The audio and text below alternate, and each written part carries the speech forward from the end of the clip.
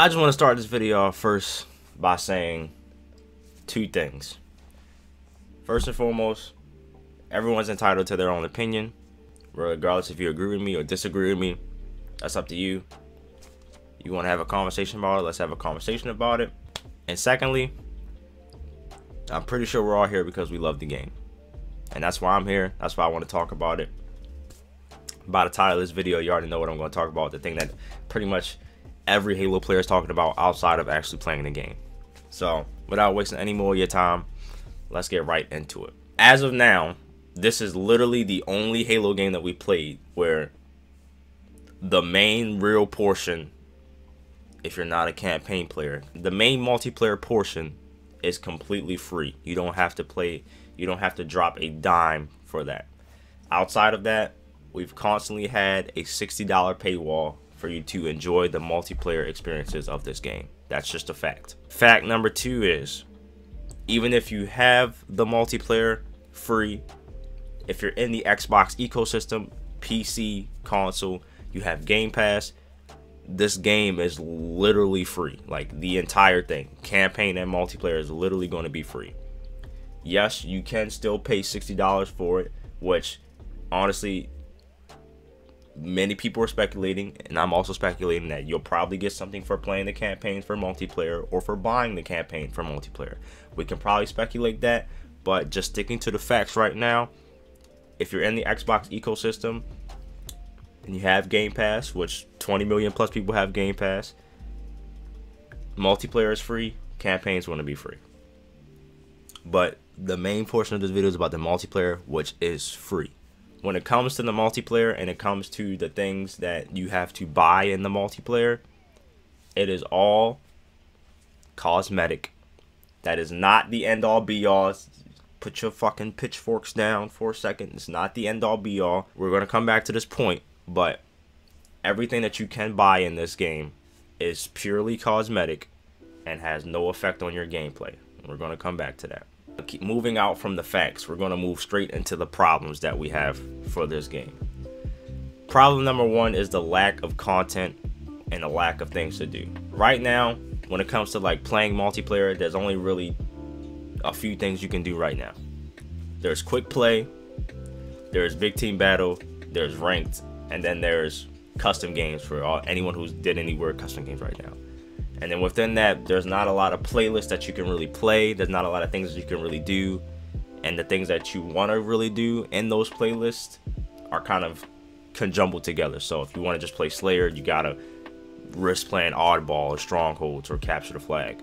If you want to just play Big Team Battle, everything's conjumbled into one. So if you want to play Big Team Battle as well, you got to risk playing BTB CTF, BTB Slayer, BTB Strongholds, BTB Stockpile. There's no real girth of content to explore right now, but that's something else that we're going to come back to as well. Second problem number two, this game has honestly no real progression at all. Outside of the battle pass, you're literally just playing the game to play the game. Yes, the game is fun, but there's no real way to track how much you really put into this game outside of the battle pass. It's even to the point now where to track and see what your like stats are and things like that, outside of like ranked, of course, there's third-party APIs, and like if you're on Xbox, like checking how much time you put in, which is cool, but it's like there should really be something in game to show yourself and other people how much time you put in. It could be something as simple as Halo's 5 SR system, where you're SR1 or SR152. People already off the rip know how much time you may have or may have not put into this game. Or you can go into something even cooler like the Halo Reach or Halo 3 system, where you would have actual military ranks depending on how much you played, which is still similar to the SR1 and 152, but it's just a different sort of face on it. Then problem number three, which is the one that I'm going to spend the most time on, is pretty much the store pricing and how things are marketed in this game. If you played Halo Infinite already, you know there's pretty much three areas of things you can buy. There's the battle pass for one, and outside of the battle pass there's the HCS skins, the pro team skins, that's two, and then third is like the actual store face, like the main bundle piece, and then the like daily bundle sets, and then the boost and swap pack. Now, I've been seeing a lot online that a lot of people are saying that this is something that's very predatory. And I'm going to say, honestly, that calling this predatory is really gassing it. Like, you're really doing a little too much by calling this predatory. We've seen a lot of things in this gaming industry when it comes to monetization and microtransactions that predatory it's really not the word for what you're buying. It's really not, if you're looking at it. And I'm just saying, like, I like to keep my money tight when it comes to buying stuff for games, but we're going to get into that. Now, I will say calling this fair is not also really the case either. You can kind of stretch it, but I'm kind of in the camp that the stuff that you can buy in the store is a little pricey. It's not outrageous. I don't think it's outrageous. I don't think it's like, oh yeah, you know, I look at every item and I'm like, yeah, that's a good price. I'm not that. I'm like, everything's a little, yeah. It's a little up there in the price. Before I move on to the next portion, I'm just going to say this when it comes to the store. Everyone's always talking about how pricey something is. And even you always talk about how pricey something is until you see it, until you see something that you really, really want to buy. And then you're like, you know what? I don't care what the price is. I'm going to buy it. That's just how, in my time of being a consumer and seeing how other consumers consume the things that they want, you don't really buy things that you don't like. And the things that you do like, you either weigh how much it costs, or you just buy it no matter the cost because you either like it so much or you need it so much. That's just how it's kind of been. So moving on to the problems with the store, I want to compare Halo's Infinite store to a lot of the other stores that we see in this free-to-play market space. And I'm going to take 4 games from my little sample of personal experience and experience that you can literally go and see for yourself. I'm just saying to say because I feel a certain way about it. This is literally something that you can go and see right now. So starting off with first is Apex Legends. I cover Apex Legends a lot on this channel. I love Apex Legends. I stand Apex Legends all day long. It's like literally the best battle royale game to me ever. That being said, those of you who are familiar with Apex Legends know that their store is definitely pricier than this store. Just saying, their store is definitely pricier than this store, and it's still a free-to-play game. You don't have to put a cent into it at all if you don't want to, but it is definitely way more expensive than Halo Infinite store. Case in point number 1, if you want to play Apex Legends and you want to go, coming back to the point of everything being cosmetic, just because it's cosmetic doesn't mean you don't want to look cool. No one's saying you don't want to look cool. No one's saying you want to show off. This is applied to real life using in general, but a part of feeling good is looking good. You know, you want to look cool. That makes you feel good. You know, so that just goes without saying. Like, if you look hard, you're probably going to feel hard, which makes you a lot more confident and makes you do better in some cases. And that's the same thing for Halo, Apex, all these games.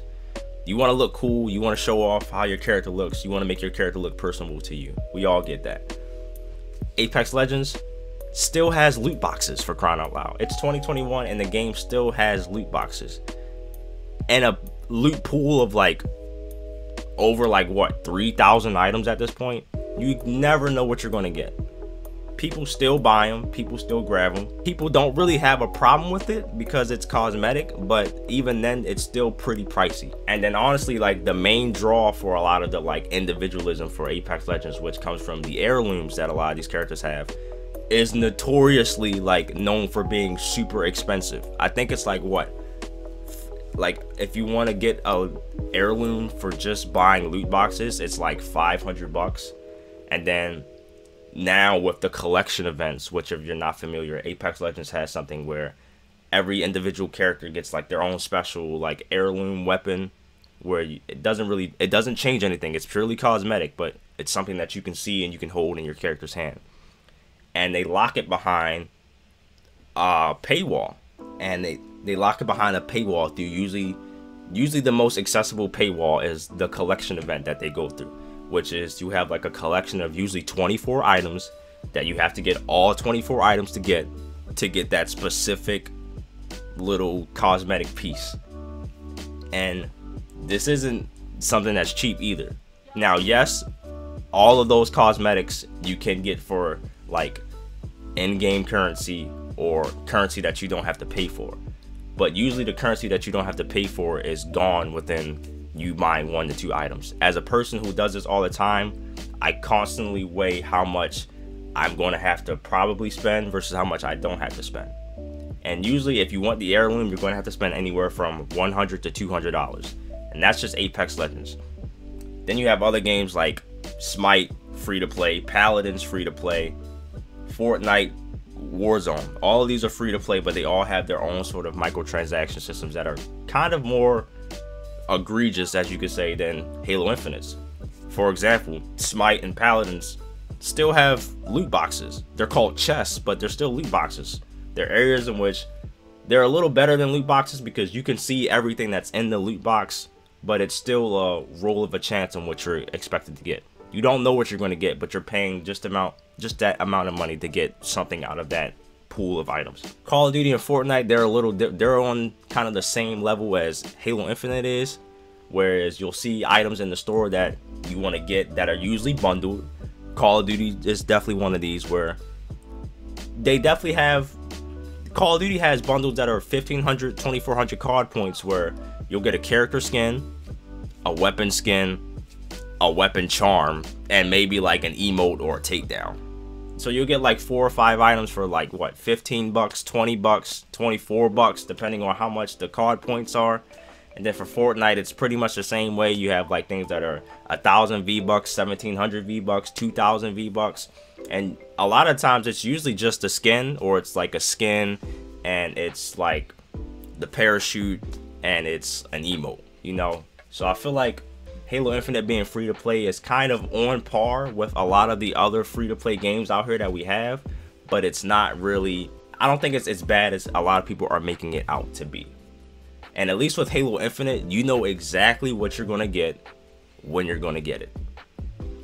I know that I can make the active consumer decision to not buy Sentinel Blades because I know I'm only going to get the Samurai Swords and 4 emblems. Now, for someone, the Samurai Swords might be a done deal. What? Shit, Samurai Swords are my Spartan? No way. Only $15? Yeah, that's it. I don't care. I don't care. You know? Like, these free-to-play games are designed to make you buy things that you want to buy when you want to buy them. There's people that put thousands and hundreds of dollars into all these free-to-play games I just named because they have items that appeal to them specifically that they can buy whenever they want. And yes, there are daily bundles and daily deals, but a lot of it doesn't really, a lot of it comes back and a lot of it you don't have to buy. If you don't like something in it, you don't have to buy it. If you don't want the whole package, you don't have to buy it. Now, it would be cool to see some of these things that you could buy individually. That would be sick. You know, like maybe you don't like the shoulder pads and the 6-gate loyalty, but you just want the armor core. Maybe you can buy that for like a fraction of the price. So instead of $7, it's $2. That'd be pretty cool, right? That'd be a nice little change of pace. With the whole package, it's not like, oh, you gotta pay $7 or $5 to take a roll from the pack, and you have a 1 in 3 chance of getting the armor coating, the right shoulder pad, or the left shoulder pad, because that's been a thing that happens in a lot of these free-to-play games where they try to break up the loot pool into even smaller pieces to milk a lot of money out of you, which a lot of people will call pretty predatory. But Halo Infinite doesn't do that. It just gives you a lot of, it puts it in front of your face. It lets you know, hey, this is what you're going to get. This is how much it costs. Now it's up to you to decide, do you really want to get it or do you not want to get it? And that's just plain and simple. Some things might, and usually the things that are a little pricier in these other games like Call of Duty, Apex, Smite, usually the things that you want to buy specifically that you know you're going to get usually cost more. And if you want to take a roll for it and chance of getting it, it usually costs a lot less, but you just have a chance of getting it. So I think the shop is really kind of on point with a lot of other free-to-play games. I don't really call it predatory.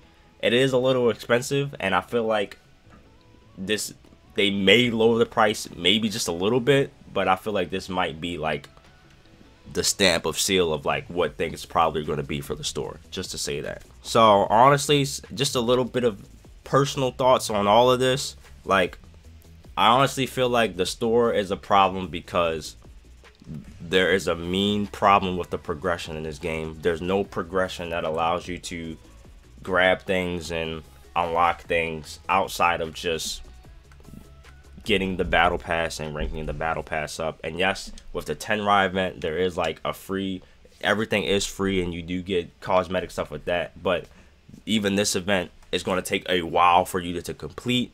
So I think just having some sort of progression outside of just the battle pass and free event passes, like just outside of passes in general, would be a great start to sort of alleviating some of those stresses on the game. I'm gonna say it again, I think the store isn't really too bad. It is a little pricey, yes, but I think this is probably how it's gonna be. Again, they may lower the prices slightly, but I feel like this is probably gonna be the standard for everything that you see in the store. And then with like things like content in the game, I don't really, it's a free to play game, and it's a live service game. These live service games never really start front heavy, never at all. You can look at all the other games I just listed. They never start front heavy. For crying out loud, Apex Legends had what, 6 legends and 1 map for like what, the first 6 to 8 months when it first dropped. People loved the game. The core gameplay was great, just like Halo Infinite, but it wasn't a lot of content in it. And over time now, someone jumping into Apex Legends now versus jumping into Apex Legends when it first dropped is going to have a complete different experience, because there's so much stuff to do now versus back then. And I feel like it's going to be the same way for Halo Infinite. There's going to be so much stuff for you to do 6 months from now, a year from now, 2 years from now, versus when you played the flights or you jump in now. So I think the total package is going to take some time to develop. Again, it being a live service game is going to take some time to flesh these things out. I do think being critical and being critical and giving feedback on things makes a lot of it better for the consumer. But a lot of people are really starting to a lot of people are just really gassing the situation and like doing a little too much at this point. Like, it's great to voice your opinion. It's great to show what you want and what you don't like. I show what I like and what I don't like about this entire system, which is pretty much on par with, honestly, everyone has been talking about what they like and don't like. But you have to know that when you're giving feedback and you're giving critiques, you can't be an ass. Like, you can be upset, you can show emotion, but there's a level to that where you're also being disrespectful and you're also like really pressing the situation for no reason. So those are my thoughts on pretty much everything about Halo Infinite right now. I just wanted to put this video out, give my 2 cents on the situation, because everyone's been giving their 2 cents on the situation, either in YouTube, Twitter, whatever. And I just want to get my sense on it. If you see the video and you have any thoughts, any opinions, whether you agree or disagree, let me know in the comments down below. If you like the video at all, give the video a like. If not, give the video a dislike. And if you want more Halo Infinite and gaming content like this, then be sure to hit that big red subscribe button down below for your boy. It's been your boy WandaXCJ. Catch you guys in the next video. Peace out, Spartans.